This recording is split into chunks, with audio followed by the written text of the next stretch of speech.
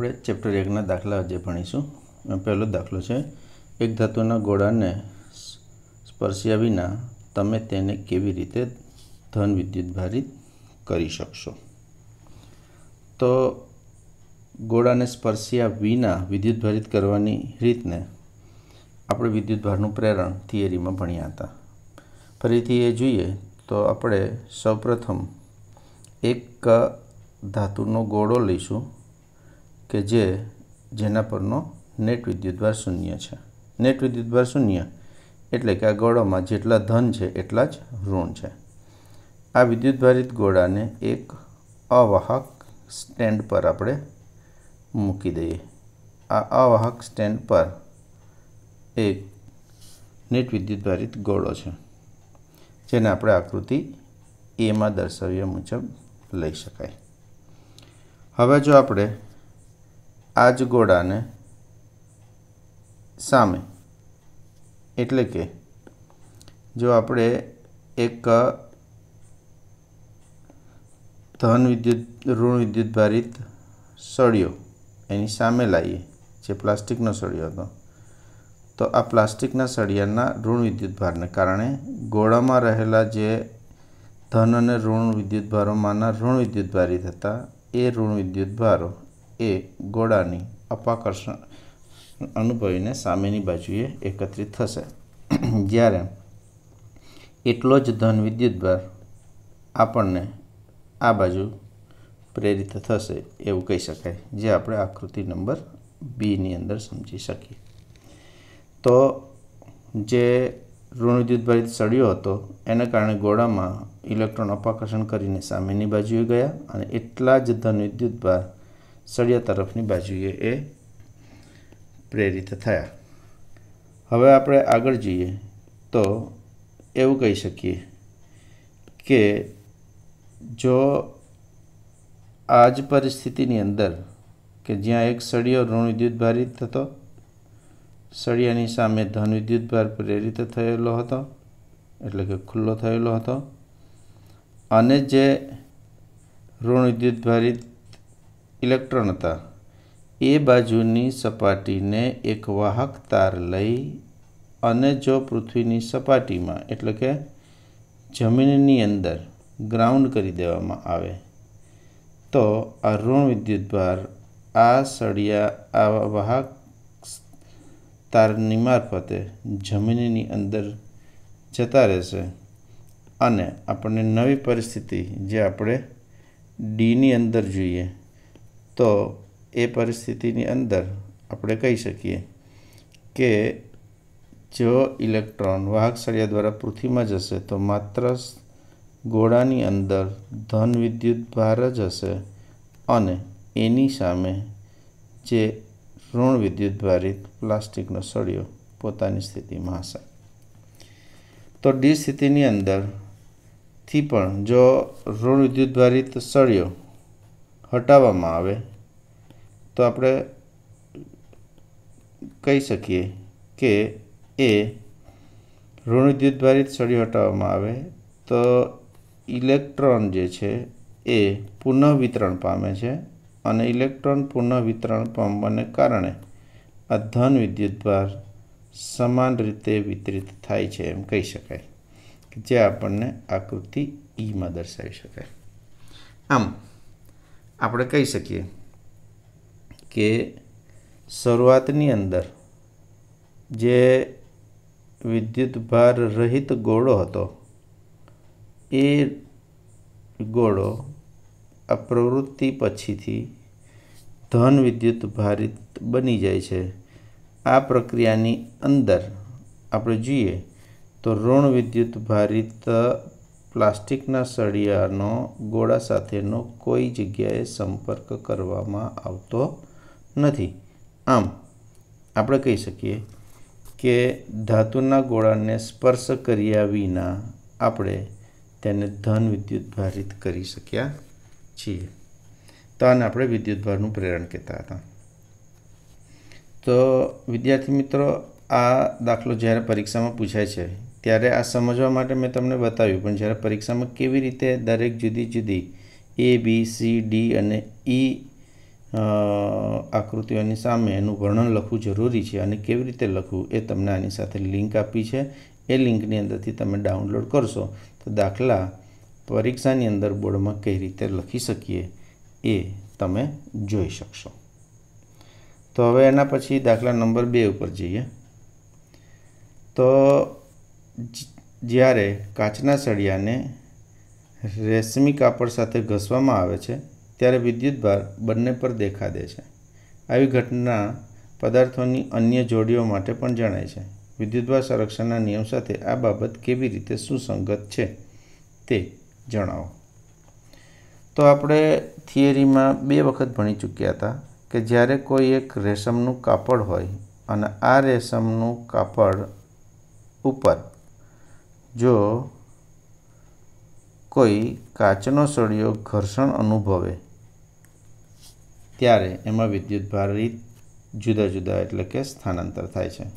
તો શરૂઆતની અંદર આપણી પરિસ્થિતિ પ્રારંભિક છે કે જેમાં કાચનો સળિયો કે રેશમના કપડા પર વિદ્યુતભાર નથી, એટલે કે આમનો કુલ વિદ્યુતભાર 0 છે. હવે ઘર્ષણ બાદ આપણે જોઈએ તો કાચનો જે સળિયો છે એ કાચનો સળિયો ઇલેક્ટ્રોન ગુમાવી દે છે અને ઇલેક્ટ્રોન ગુમાવ્યા પછી પોતે ધન વિદ્યુતભારિત થાય છે અને રેશમનું કાપડ છે એ જેટલા ઇલેક્ટ્રોન કાચના સળિયાએ ગુમાવ્યા છે એટલા જ ઇલેક્ટ્રોન એ મેળવે છે, એટલે કે એ ઋણ વિદ્યુતભારિત થાય છે. આમ પ્રક્રિયાને અંતે ઘર્ષણ બાદ જો કાચના સળિયા પરનો વિદ્યુતભાર Q કહીએ, રેશમના કપડા ઉપર એનાથી વિરુદ્ધ છે એટલે -Q કહીએ, તો પરિણામી વિદ્યુતભાર 0. એટલે કે પ્રારંભનો વિદ્યુતભાર 0 છે અને અંતિમ વિદ્યુતભાર પણ 0 છે. આ માટે આપણે કહી શકીએ કે આ પરિસ્થિતિની અંદર વિદ્યુતભાર સંરક્ષણના નિયમનું પાલન થાય છે. હવે ત્યારબાદ આપણે ત્રીજો દાખલો જોઈએ.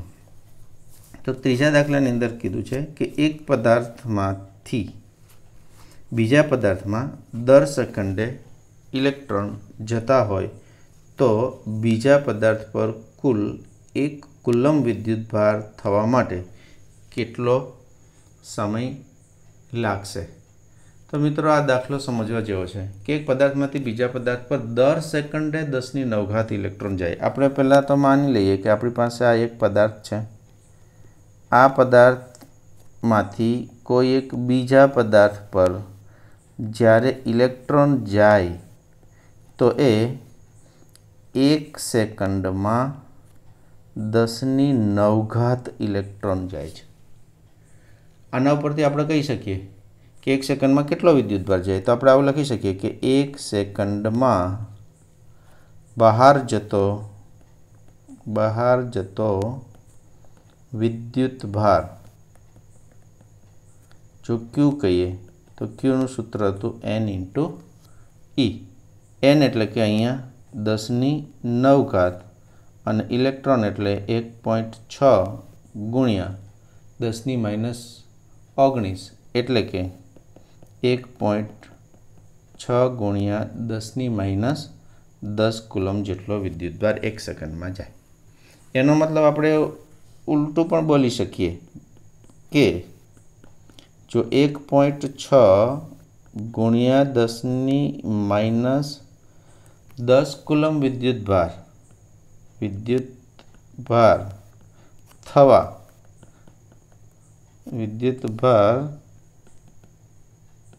થવા લાગતો સમય જો 1 સેકન્ડ હોય તો 1 કુલંબ વિદ્યુતભાર થવા લાગતો સમય કેટલો? આ ત્રિરાશિ જો આપણે મૂકી દઈએ તો એ ત્રિરાશિનો જવાબ આપણને 1 ગુણ્યા 1 ભાગ્યા 1.6 ગુણ્યા 10⁻⁻10 થાય. એટલે કે 6.25 ગુણ્યા 10⁹ સેકન્ડ થશે। 10⁹ સેકન્ડ થશે।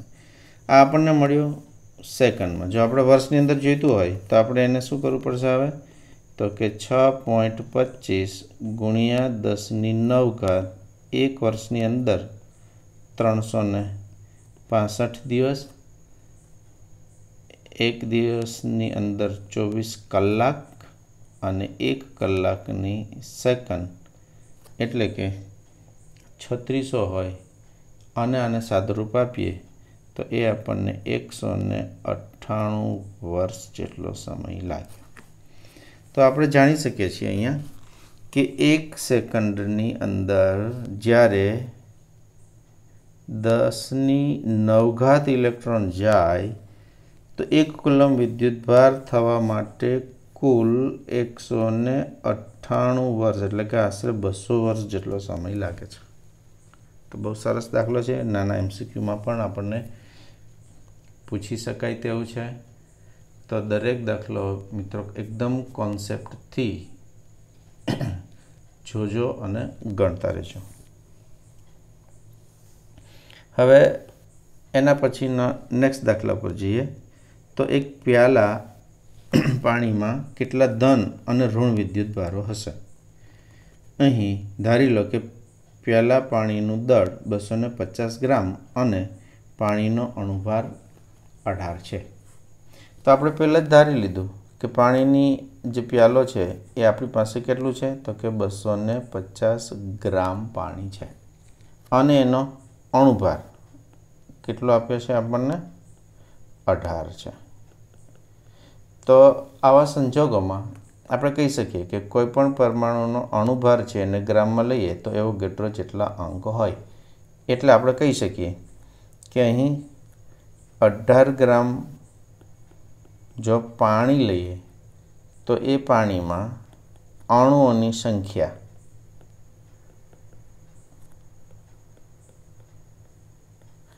એવોગાડ્રો નંબર જેટલો, એટલે આપણે કે 6.02 ગુણ્યા 10⁻23 લખી શકાય। તો આપણી પાસે તો 250 ગ્રામ પાણી છે।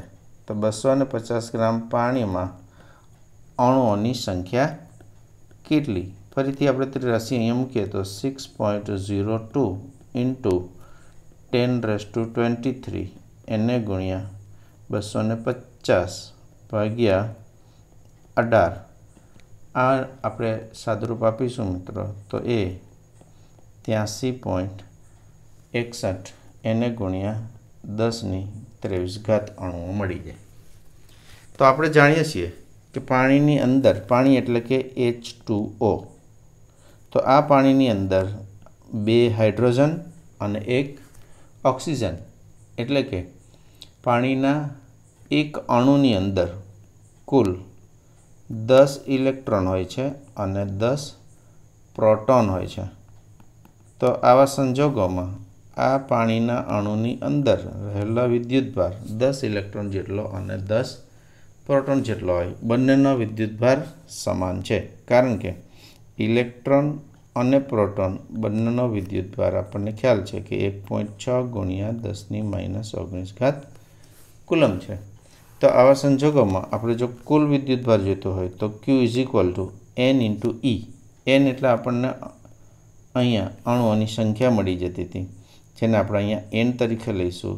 E એટલે કે દરેકની અંદર 10 ઇલેક્ટ્રોન જેટલો વિદ્યુતભાર છે। તો આપણે મૂલ્ય મૂકીએ તો એ 83 ગુણ્યા 61 83.61 ગુણ્યા 10⁻23 10 અને ઇલેક્ટ્રોનનો વિદ્યુતભાર 1.6 ગુણ્યા 10⁻19 કુલમ। એટલે આ બધાનો જો આપણે સાદુરૂપ આપીશું તો એ થશે 1337.7 ગુણ્યા 10⁻4 કુલમ, એટલે કે 1.34 ગુણ્યા 10⁻7 કુલમ આપણને મળે। તો આટલા જ કુલમ આપણને ધન વિદ્યુતભાર અને આટલા જ કુલમ આપણને ઋણ વિદ્યુતભાર મળી જાય। તો સરસ દાખલો હતો આપણી જોડે કે 150 ग्राम पाणी हतुं, पाणीनो अणुभार 18 छे। तो आमां कुल विद्युतभार केटलो एटले के धन विद्युतभार केटलो अने ऋण, तो आपणने धन अने ऋण बंने समान मूल्यना मळे छे, जेनुं मूल्य छे 1.34 × 10⁷ कूलम थाय।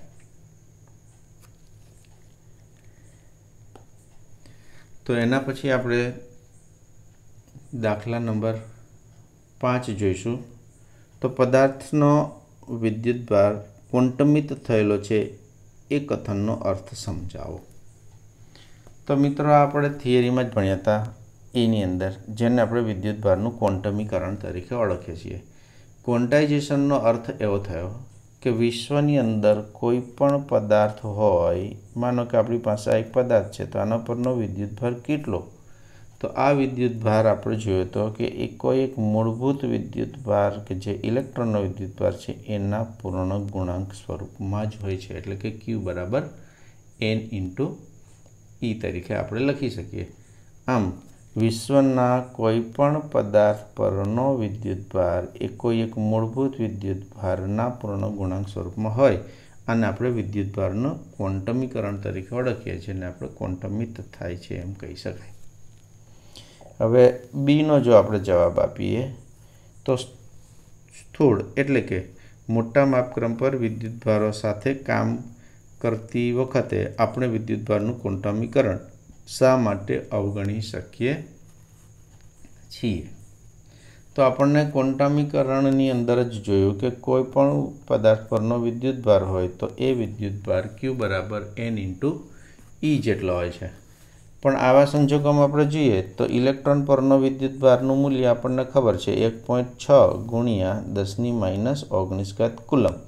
जो आपणे 1 कूलम विद्युतभार लईए तो आ 1 कूलम विद्युतभारमां इलेक्ट्रॉननी संख्या केटली आ आपणे जोयुं हतुं। तो 1 कूलम 1 अने इलेक्ट्रॉन एटले 1.6 × 10⁻⁹ मतलब 1 कूलम में इलेक्ट्रॉन की संख्या 1/1.6 × 10⁻⁹ एटले के 6.25 × 10⁸ खूब ज मोटा इलेक्ट्रॉन की संख्या मळे मात्र 1 कूलम में ज। तो आवा संजोगोनी अंदर जो आपणे 1 कूलम जेटलो विद्युतभार होय तो 10⁸ करोड़ों अने अबजो उपरांत इलेक्ट्रॉन छे।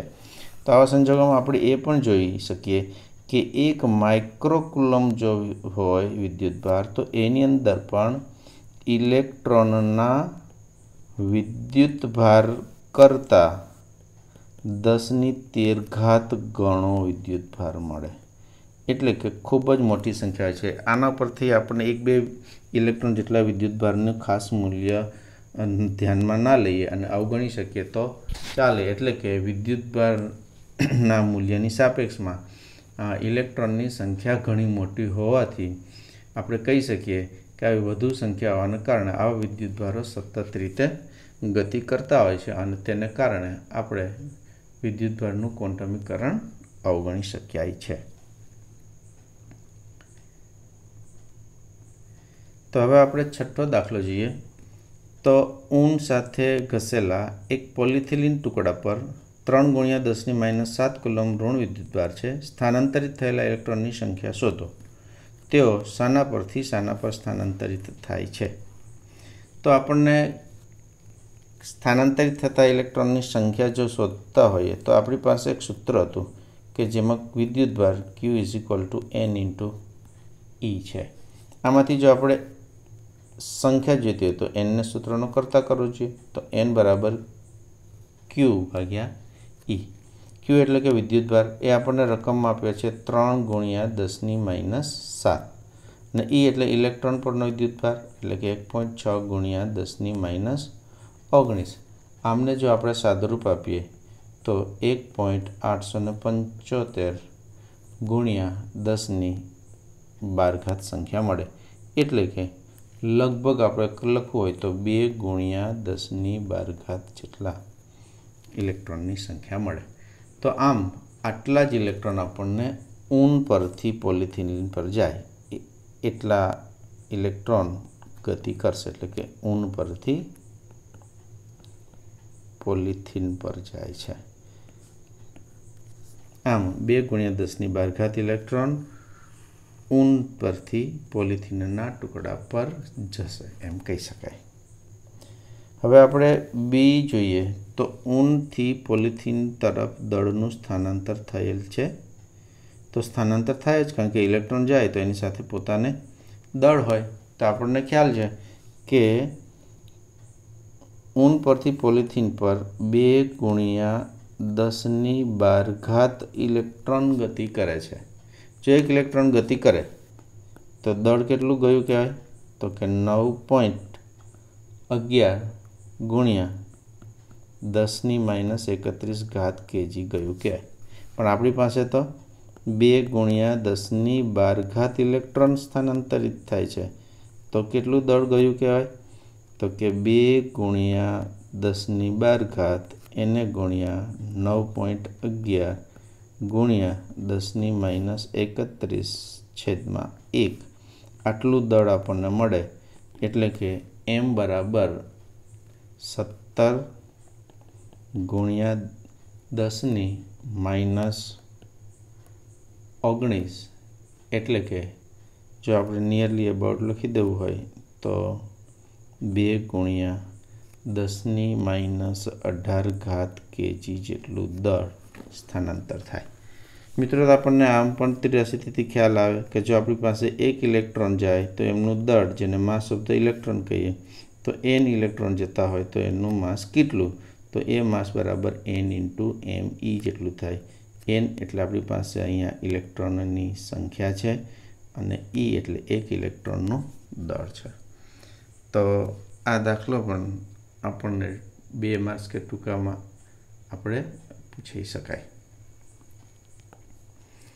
હવે 7મો દાખલો જોઈએ તો હવે એવું માનવામાં આવે છે કે પ્રોટોન અને ન્યુટ્રોન, જે સામાન્ય દ્રવ્યના ન્યુક્લિયસોની રચના કરે છે, પોતે પણ ક્વાર્ક્સ તરીકે ઓળખાતા વધારે પ્રાથમિક એકમોના બનેલા છે।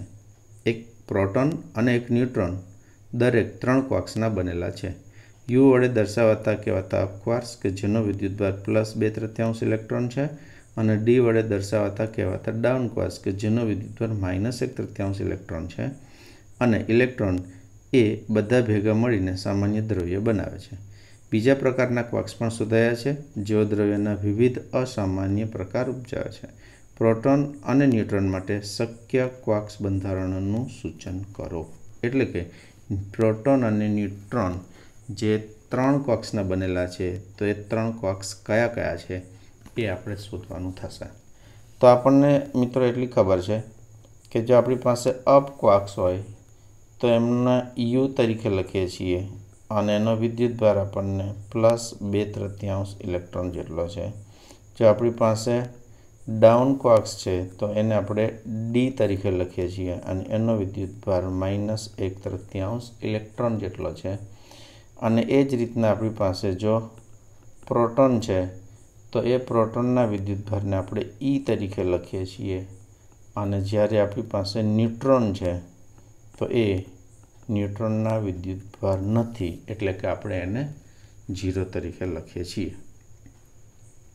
તો આપણે સૌપ્રથમ પ્રોટોનનું બંધારણ જોઈએ તો આપણે કહી શકીએ કે જો આપણી પાસે પ્રોટોન બનેલા હોય તો એ 3 ક્વાર્ક્સના બનેલા છે। તો આપણે ધારી લઈએ કે પ્રોટોનમાં x જેટલા અપ ક્વાર્ક્સ છે અને 3માંથી x બાદ કરી દઈએ તો એટલા છે એ આપણી પાસે ડાઉન ક્વાર્ક્સ થાય।